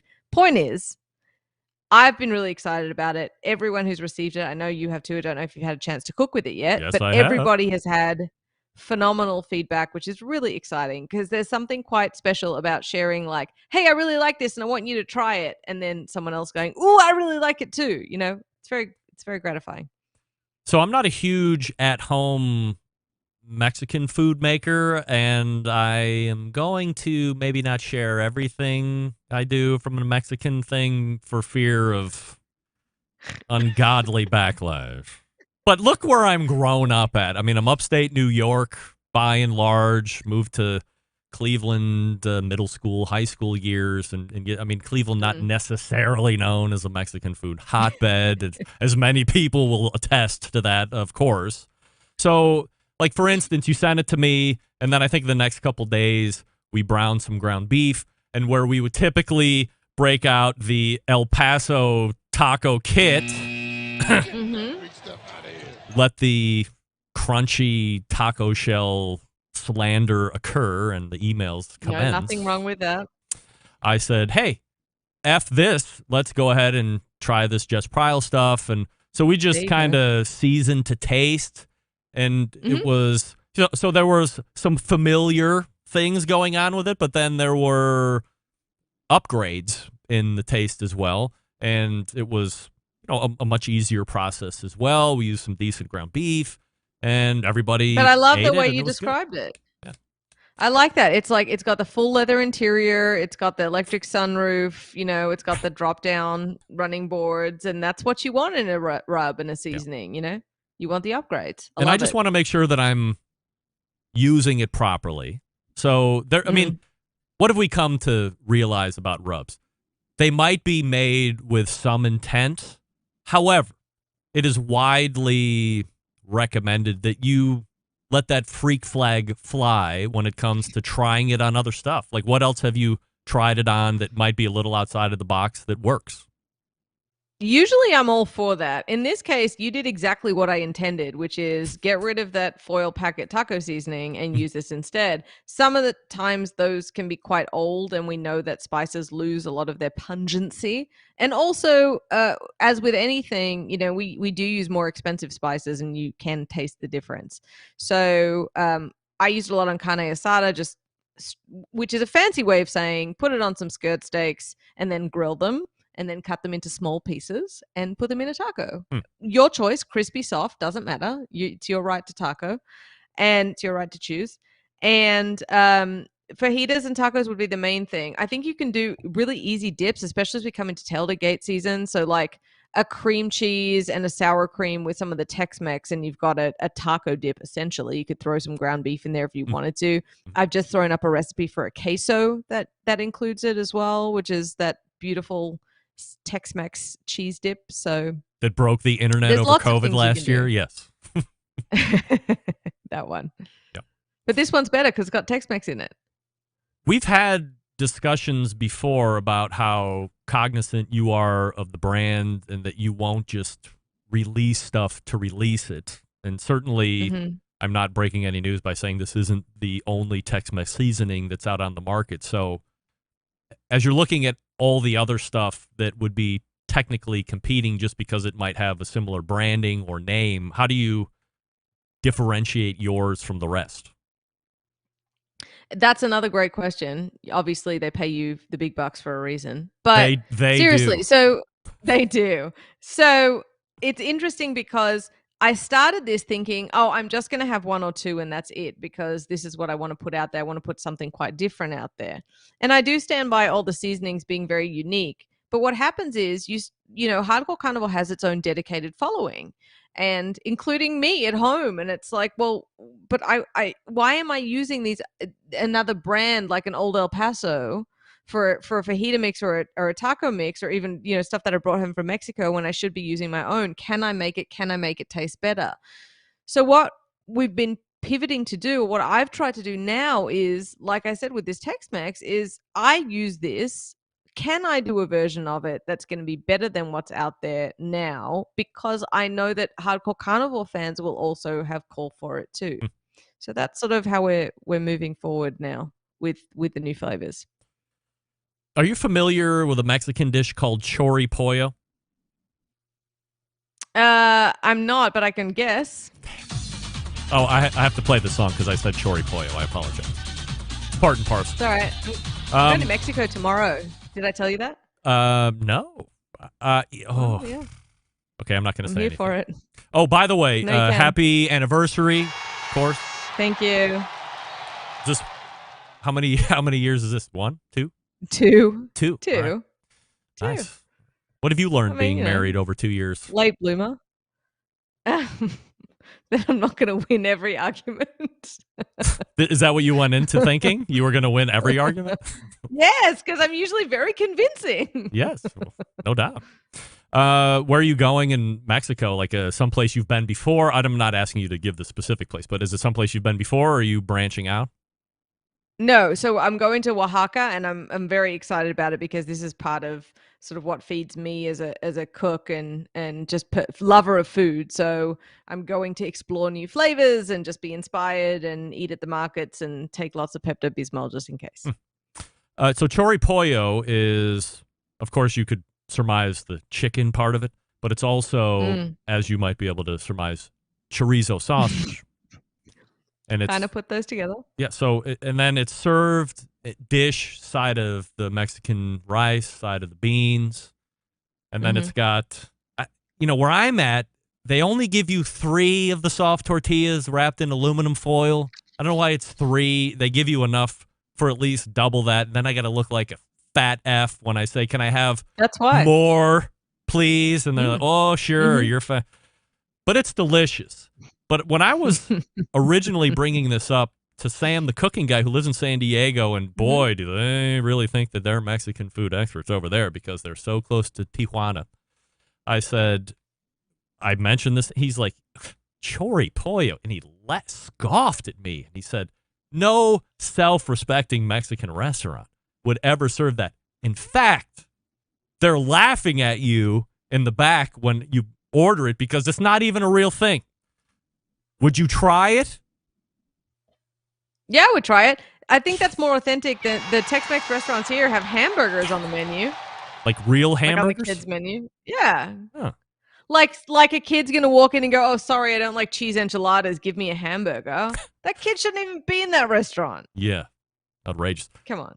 Is this going to be the end of the Rubs offerings for you, or are you in constant motion on this stuff? Yeah, I am now. We actually are going to be bringing out a limited edition holiday rub this year. Does it have nutmeg in it? It doesn't. It does. It's not pumpkin spice. Sorry. That would be the limited fall edition, and then the limited Christmas would be nutmeg or clove or.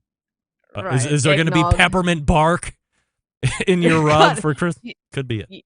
Obviously, I need you in the R&D department because you're nailing this much better than I do. No doubt.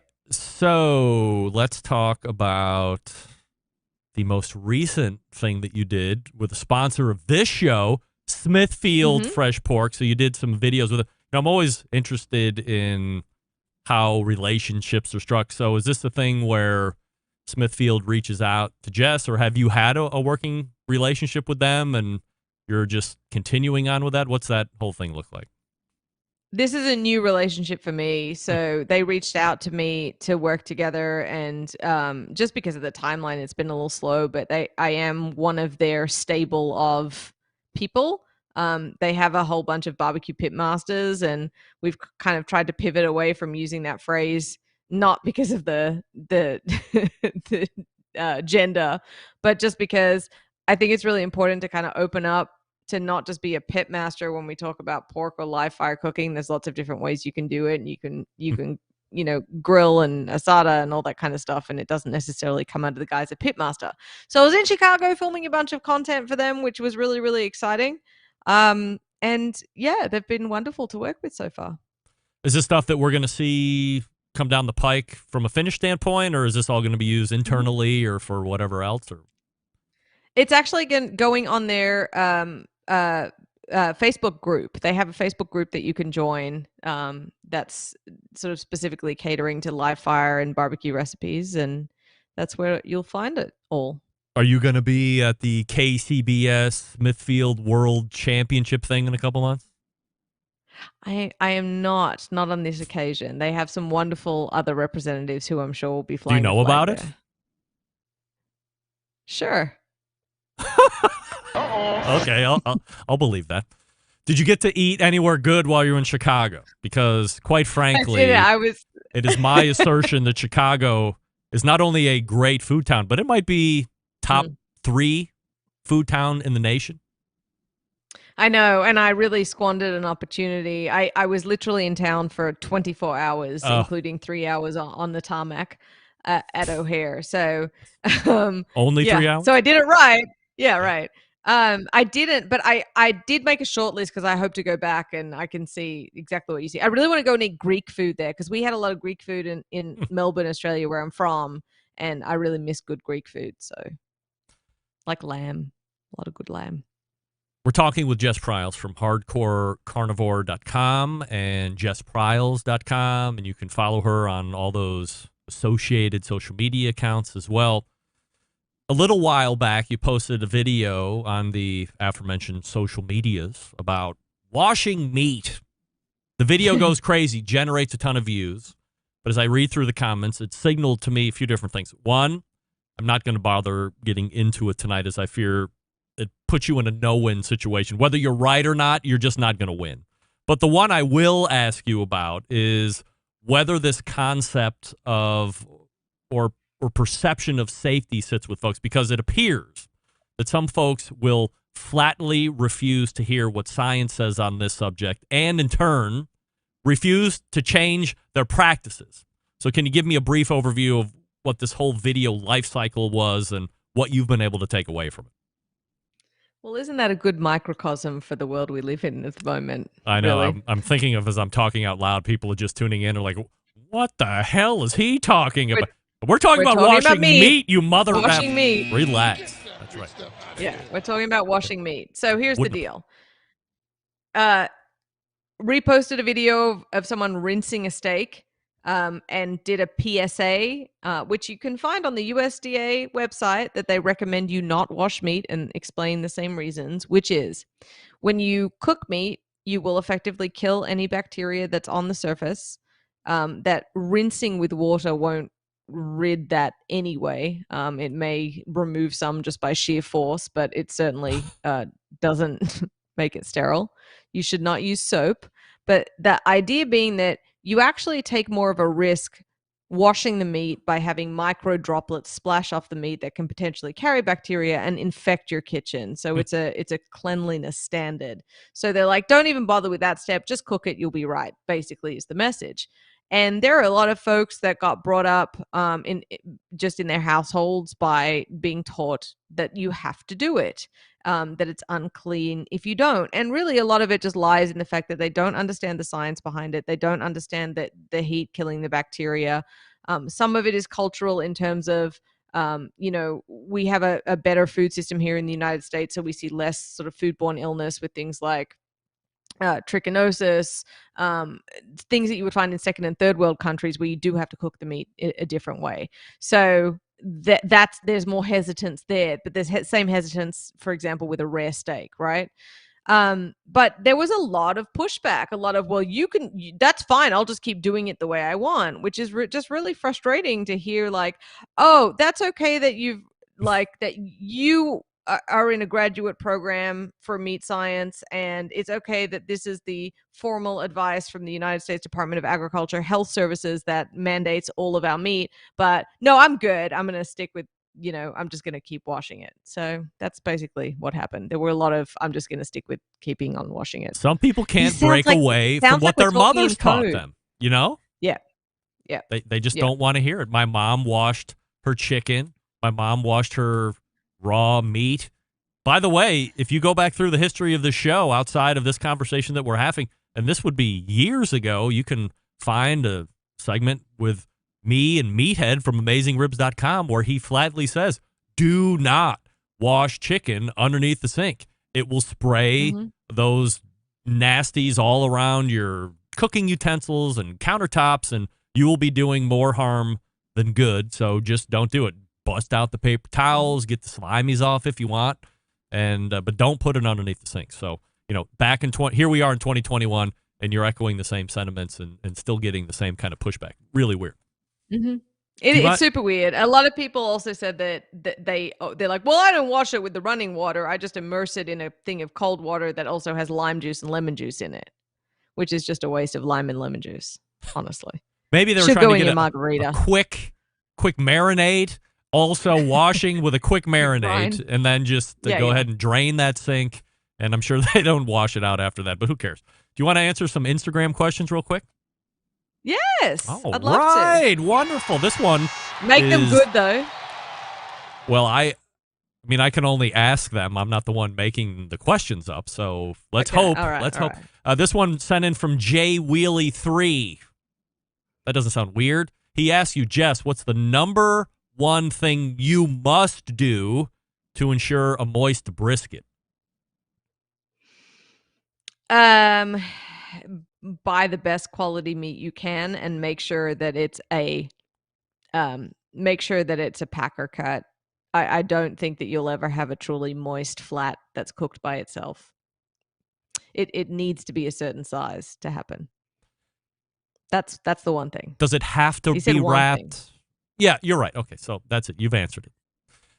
Next I question. mean, I can go into other tips, but yeah, well, he was very specific. Let's just answer his question, right? That's the number one thing. Next question. At Northern Lights BBQS, Jess, do you have different / specific uses for lump charcoal and briquettes?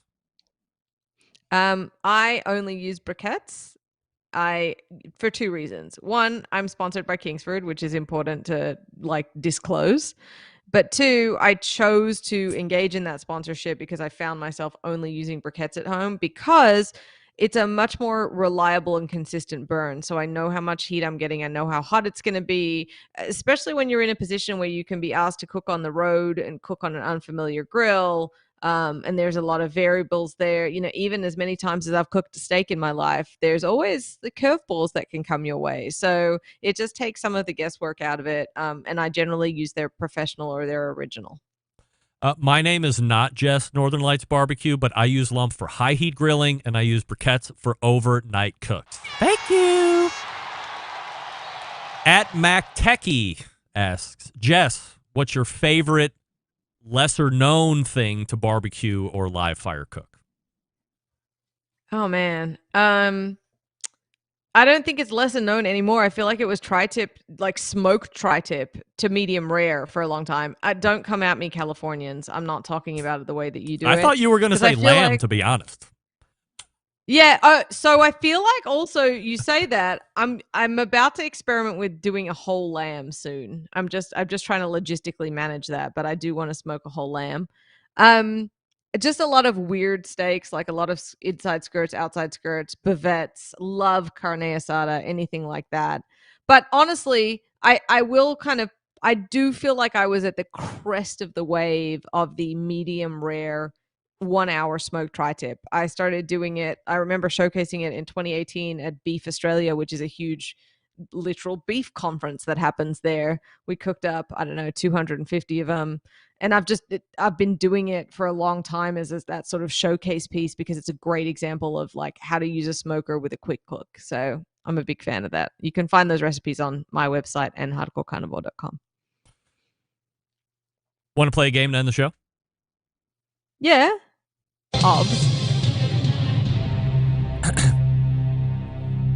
Between these two, which is the best Pantera song? Cemetery Gates or This Love? Cemetery Gates, riff. Riff, intro riff, bridge, up, down, feelings. Final answer? Yep. Cemetery Gates, lock it in. Between Cemetery Gates and This Love, Jess Pryles says Cemetery Gates is the best Pantera song. Oh, so close. Of course it is This Love, and there's just no two ways about it. But you were very close. Except that Drag the Waters is better than all of them, but whatever. We were just choosing between these two, no doubt about it. Anything else going on before I let you go you'd like to promote or potentially wet our whistle with? Do keep an eye out for that holiday seasoning. We can't talk exactly about what it is yet, but it'll drop within the next month on hardcorecarnivore.com. And I'm actually really excited about it. I think it'll be great, especially if you're into frying. That's all I'm going to say. But yeah, no, thank you. It's always a pleasure to be on here. Sorry, we had some technical difficulties with the last one, but you ask great questions and it's always a fun time. So I'm glad to be a Hall of Famer. Well, the good news is, like in 3 weeks, you're turning right around to do it again. So yes, strap in and get ready for more live fire talk. All right. Awesome. All right. Thanks for coming on. There she is, Jess Pryles, right there. JessPryles.com, hardcorecarnivore.com, and follow her on all her social media haunts as well. Very entertaining follow. And by the way, if you're in the mood for recipes, don't say, hey, do you have a Go to the website first, JessPryles.com, and search her recipes. And if she hasn't done one, I guess make a suggestion. But search first before you ask. I would imagine she's probably done a take on whatever you're asking her to make. Thanks again to Jess Pryles. Let me talk to you quickly about Green Mountain Grills. two lines to choose from. A choice line and a prime line, yes. Now the choice, you want to save a couple bucks? All right. You don't need Wi-Fi connectivity. You don't want to control the grill through your app or have internal meat probes, things like this. Fine. Choice is what you want. They have a Daniel Boone size. Knock your socks off. Now, if you want to spend a couple extra $100 because you want Wi-Fi connectivity, because you want to be able to control the grill through the app that they have, you want 3 different sizes, all right. The Prime comes in peak and ledge. They also have a portable version called the Trek. So you can take that into the impending tailgates that are coming up. College football season starts this weekend. Week after next, we have NFL. You know, that's going to be tailgate like crazy. You can take that Trek wherever you go. You can plug it into the 12-volt in the car, and away you go. You have wood-fired goodness through the pellets. And you're really not sacrificing a huge amount of capacity for the portability. Now, if you want something on the back deck or the patio or whatever you got, the peak and the ledge will fit your bill. Peak in windows on the main cooking chamber. On the pellet hopper, they have 2 internal meat probes. And again, you have all the Wi-Fi and app connectivity that you want. Plus, those 2 will accommodate the pizza oven insert. So that's something really fun that if you get either of those, because they will accommodate them, it's great fun. Pizza with the family every Friday, if that's what you like to do, no problem. GreenMountainGrill.com, sold through dealer networks, so find one near you. Go to GreenMountainGrill.com. Get educated by the dealer, take the right one home with you, and get that pizza oven insert. You'll thank me later. All right, we're open the rest of the way, so if you would like to jump in, you want a phone call, you want to do any of that, 216-220-0966. You can also email me if you would like, Greg at thebbqcentralshow.com. Stick around. We'll be right back. You're listening to the #1 most downloaded barbecue and grilling podcast anywhere. The Barbecue Central Show.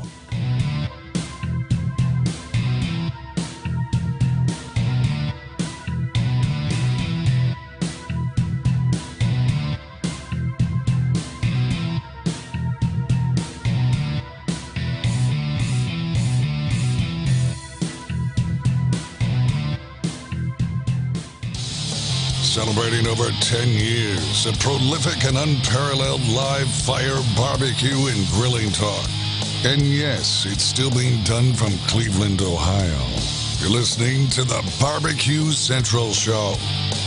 All right, we are back. Speaking of Smithfield, they sponsor this segment. Smithfield.com is the place to go for grilling season recipes. Grilling season's all year long, folks. Doesn't matter if you live here in Cleveland with me or wherever the hell you live. Do it all year round. You can get tips from folks like Chris Lilly and Darren Worth, Ernest Cervantes, Charles Criddle, and it sounds like Jess Pryles as well. Coming soon. Mouth-watering flavor, no artificial ingredients. Smithfield fresh pork, quite simply the finest pork money can buy. It is the trusted choice of World Championship pitmasters for use at competitions and at home. So there you have it. Where am I? Here it is. So where are we going? Well, of course, we're going to give you a paragraph or 2. We're close now. We're a little bit more than halfway through. Processing, Cooking, and Buying Horse Meat for Human Consumption by Leon Kennedy, of course. We know that. Not Kennedy, Kenny. That's what I meant to say. We talked about T-bone steak last time. We talked about top round and top sirloin last time. And this week, we're going to be talking about roasts. All horse meat cuts, the roast is the most difficult to prepare with consistent success, possibly because most cooks attempt to prepare it as if it were beef, and oven temperature for beef are much too high for horse meat. Cooked at temperatures exceeding 250 to 275, the horse meat roast loses the greater percentage of its natural juices, which in turn causes the meat fibers to shrink. The result is a tough, dry, rubbery roast. We don't want that. nor can the juices be sealed in by pre-oven searing. What? Leon? What are they doing in 1952? They didn't know that pre-oven searing doesn't seal in the juices. Just by sheer, what do they call that? When you do something, I don't know, knee-jerk reaction? Just by sheer reflex, that's what I want to say. I was just going to toss this book away. I mean, I'm insulted. I have to apologize now. And let's just point out, this was written in 1952. We know through science, searing does not seal in the juices of any meat, beef or horse or otherwise. However, I will continue to read and rephrase. Nor can the juices be sealed in by pre-oven searing. The pores of horse meat do not sear closed like beef. On the contrary, unless the piece of meat has an unusual amount of natural fat, searing seems to open the pores of the meat even more, allowing the juice to escape more quickly and completely. Horse meat, before processing by the butcher, contains 7.1% less fat than beef. After processing, a horse meat roast contains virtually no at all. Certainly not enough fat to ensure successful cooking under customary cooking methods.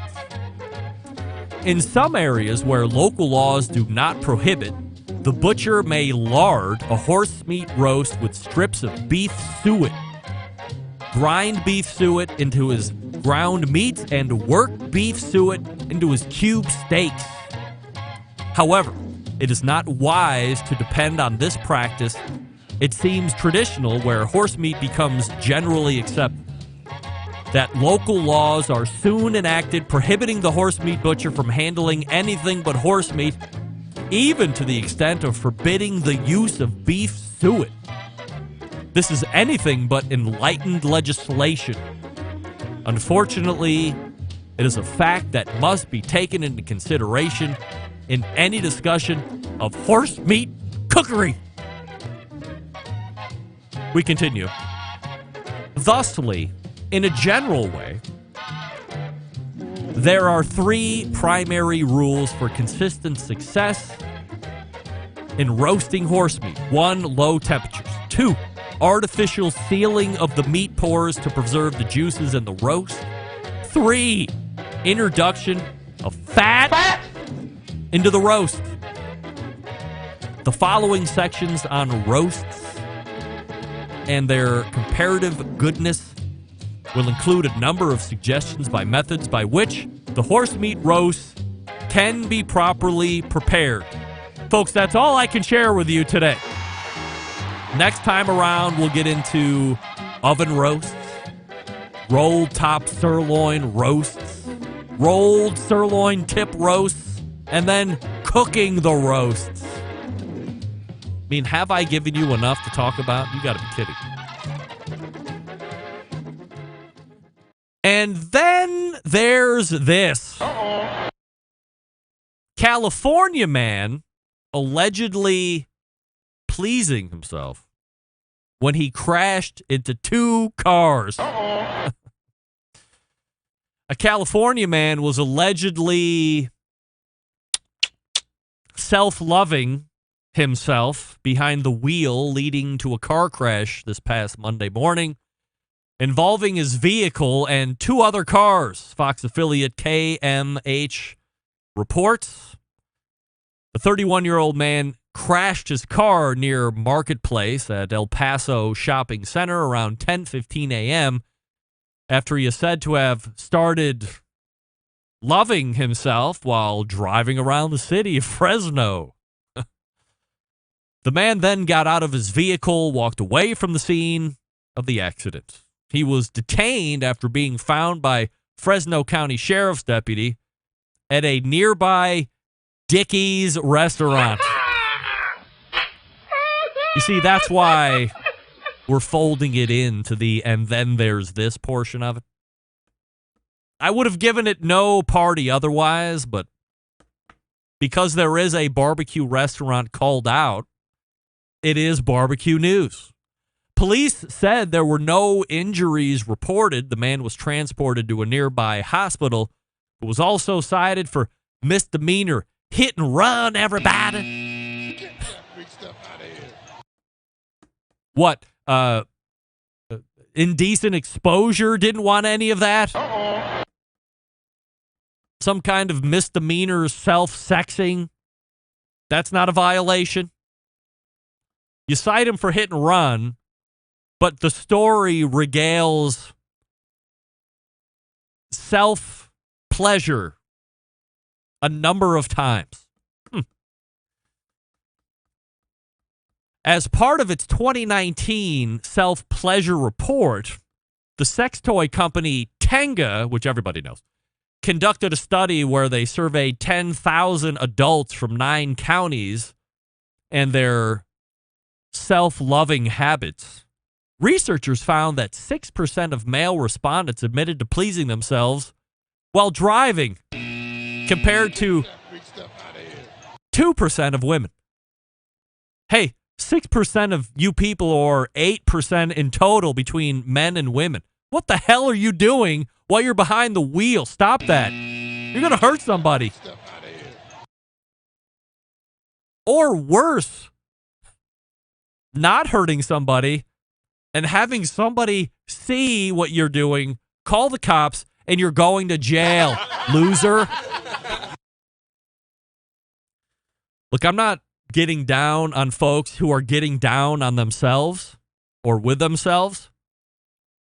Do it at your house with the door closed, in the privacy of wherever the hell you should do that. But don't do it behind the wheel of a car. Weird things can happen. People can see you. Phone calls can be made.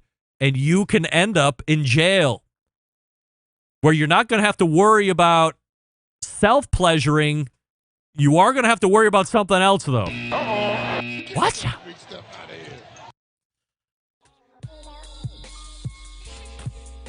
Self-loving behind the wheel.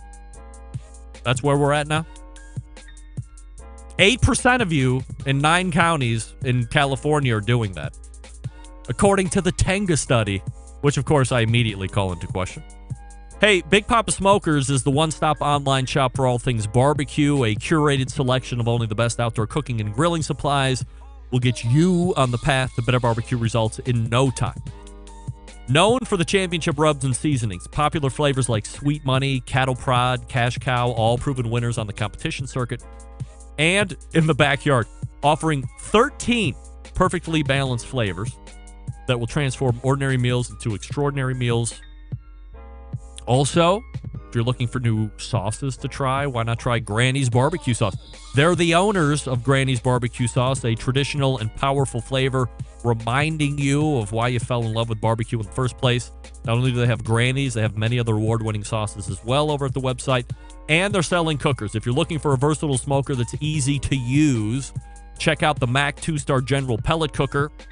Big Papa Smokers, the exclusive Mac dealer, even offering special packages. Not a fan of pellet smokers? Try the Old Hickory Ace BP, the only charcoal smoker that Big Papa trusts on his competition trailer. If you're not sure of what grill you need, call them 877-828-0727 or shop the website at bigpapasmokers.com. That's BIGPOPPA smokers.com. And see what they have. Big Papa Smokers, proud sponsor of the show and proud to have them. All right, we're back to wrap the show. Stick around. We'll be right back.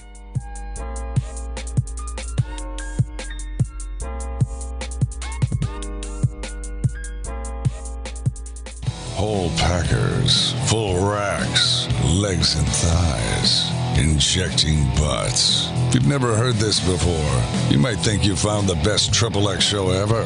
Let's get back to the most homoerotic host out there today, Greg Rempe. All right, we are back. And this portion is brought to you by Vortic Watch Company. a small batch custom and watch manufacturing vintage restoration company located in northern Colorado, taking antique American pocket watches and turning them into wristwatches just like this bad boy. Their mission, preserve and enhance the legacy of excellence in America. In order to do that, they combine traditional and cutting-edge technology to create unique, quality, functional timepieces with exceptional value. Here's the coolest part. Each watch that they make is unique and one of a kind. Founded on the motto that America wasn't assembled, it was built. Check out VorticWatches.com for more information. Question coming in from Chris Sailorman. Is that Barbecue Central shirt he's wearing? It is a Barbecue Central shirt that he's wearing. And if you go to Amazon.com and you search BBQ Central Show shirt, I believe it will actually show up. I don't inventory anything. I'm not really into selling that much stuff into the product-wise to the fan base, so I think they still have them. I make zero money. I made sure I priced them at zero profit to me, so whatever the price is, that's the price that they're charging me. But again, I don't sell a boatload of them every week, so I'm not going to even mess with that inventory stuff. But search it on Amazon. If not, maybe we'll do a run-up after the fact. Who knows? All right, let's go ahead and get out of here. All the way back in the first hour, we talked with first-time guest and owner of Nuke Grills, Matt Brothers, NukeBBQ.com. That's N-U-K-E, like Nuke. NukeBBQ.com. Then we talked with Tim Mikeska. He broke it down for us on why brisket prices have been so high, and supply and demand, and the history of it, and what the outlook is currently, how you as a consumer to protect yourself on best prices and how to get them. And he was offered a top man gig, but denied it. Nice. Second hour, Jess Pryles from JessPryles.com and HardcoreCarnivore.com talking about the Tex-Mex rub, bringing other rubs to market. There's going to be a Christmas rub that's going to be coming out that's limited edition. We also talked about washing meat, why you don't want to do that, but why people were giving her a tremendous amount of blowback on it. And while she was really close at picking the right Pantera song, she picked the wrong Pantera song. This Love is Better Than Cemetery Gates, but it's close. Big show planned for you next week. We will be in September, if you can believe it or not. Technically starting tomorrow, but next Tuesday we'll be full-on into it. Malcolm Reed will be in. Maybe we'll have a Mark Williams sighting. Sam the Cooking Guy is here as well, plus others. So how do I always leave you? September 11th, 2001. I will never forget. Until next Tuesday at 9 p.m. Eastern, this is your program host and proud U.S. American, Greg Rempe. Good night now.